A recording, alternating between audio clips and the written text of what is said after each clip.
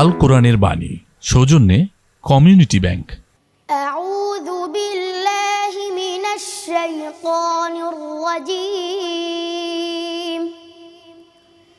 বিসমিল্লাহির রহমানির রহিম।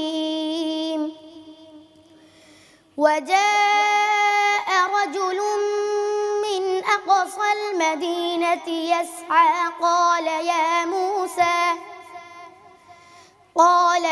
موسى إن الملأ يأتمرون بك ليقتلوك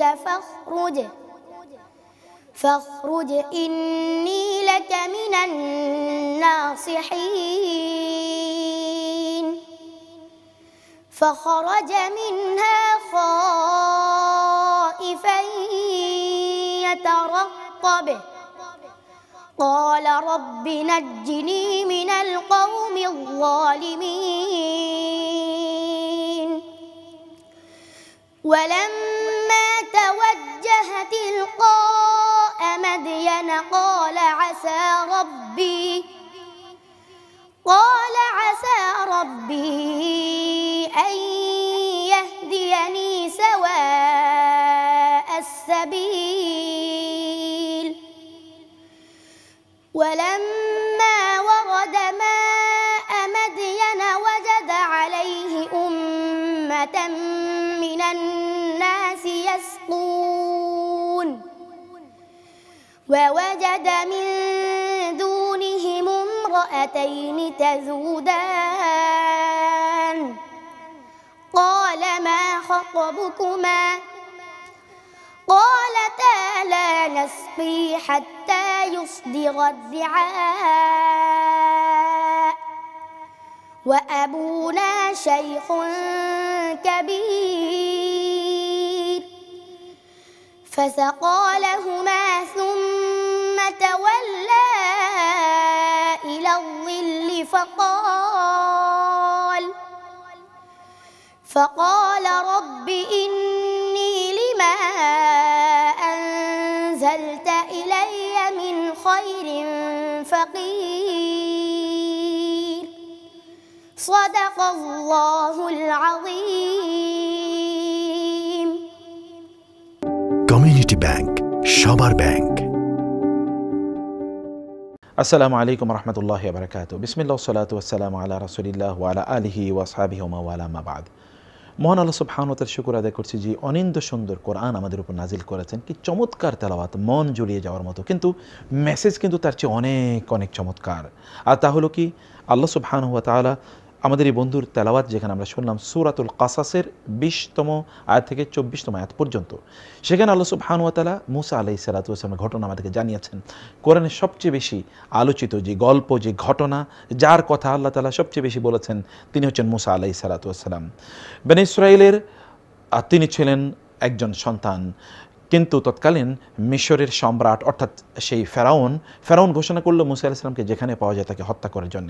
মুসা আলাইহিস সালাতু ওয়াস সালামের বিরুদ্ধে এই যে হুলিয়া বা এই যে তার বিরুদ্ধে হত্যার মৃত্যুদণ্ড যে জারি করা হলো, এটি একজন ব্যক্তি গোপনে গোপনে সে মুসা আলাইহিস সালামকে বললেন যে ইন্নাল মালা ইয়াতামিরুনা বিক লিয়াকতুলুকা, যে এই রাজ্যের মিনিস্টাররা তারা আপনাকে হত্যা করার জন্য পরিকল্পনা করছে। অতএব মুসা আলাইহিস সালাম এটি শুনেই তিনি সেখান থেকে চলে গেলেন মাদিয়ানে। ওয়ালাম্মা মানে আল্লাহ সুবহানাহু বললেন তাওয়াজ্জাহা তিলকা মাদিয়ান, তিনি মাদিয়ানের দিকে, মাদিয়ান কিন্তু অনেক দূরে, সেখান থেকে 1000 কিলোমিটার দূরে, তিনি ইরাকের দিকে চলে আসলেন। এবং সেখানে আসার পর তিনি একটি গাছের নিচে গিয়ে তিনি বসলেন। তিনি ভাবছিলেন করবেন কি।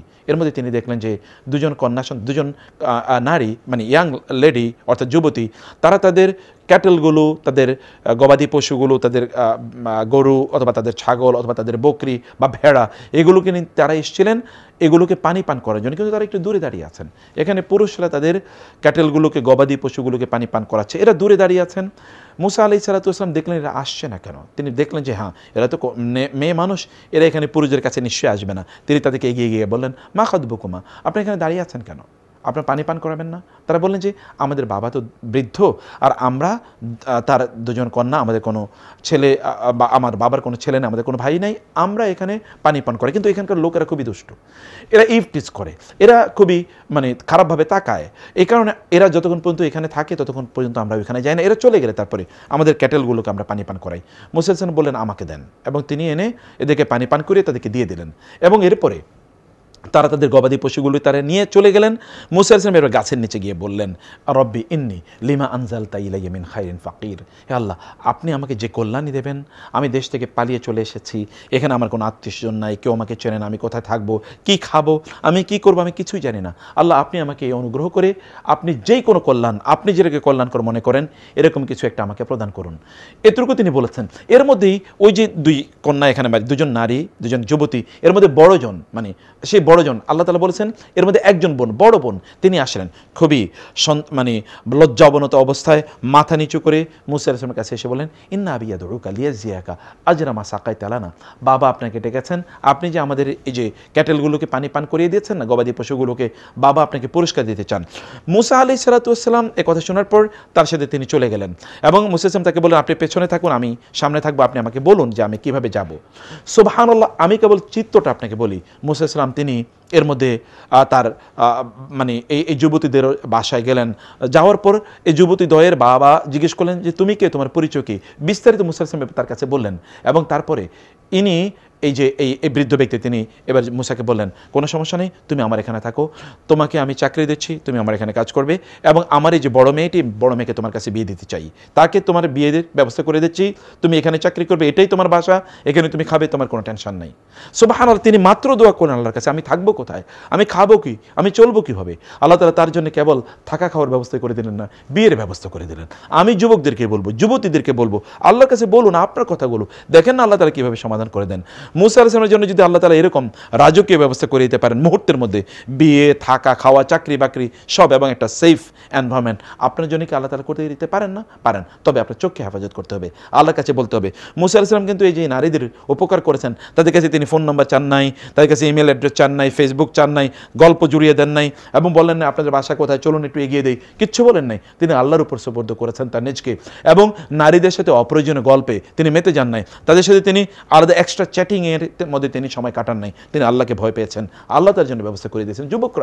যুবতীরা নিজেকে কন্ট্রোল করুন, নিজের চরিত্র সংশোধন করুন, আল্লাহ আপনার জন্য ব্যবস্থা করে দেবেন, এবং আল্লাহর কাছে চান, কারণ আপনারা এমন একটা বয়সে আছেন যে বয়সে আল্লাহর যে কোনো আবাদত আপনাদের জন্য এটা হিরোময়, এটা গোল্ডেন, আপনাদের জন্য ডায়মন্ড লাইক। অতএব আপনারা দোয়া করলে দোয়া কবুল হয়ে যাবে। আল্লাহ সুবহানাহু ওয়া তাআলার কাছে মুসা আলাইহিস সালামের এই এক্সাম্পলটাকে সামনে রেখে আল্লাহর কাছে আপনাদের নিজেকে সুপর্দ করে দিন, আল্লাহর বিধান মোতাবেক চলুন, দেখেন আল্লাহ সব সমাধান করে দেবেন ইনশাআল্লাহ। আল্লাহ সুবহানাহু ওয়া তাআলা আমাদেরকে এইভাবে জীবনযাপন করার তৌফিক দান করুন। আল্লাহুম্মা আমিন। ওয়াসসালামু আলাইকুম ওয়া রাহমাতুল্লাহি ওয়া বারাকাতুহু।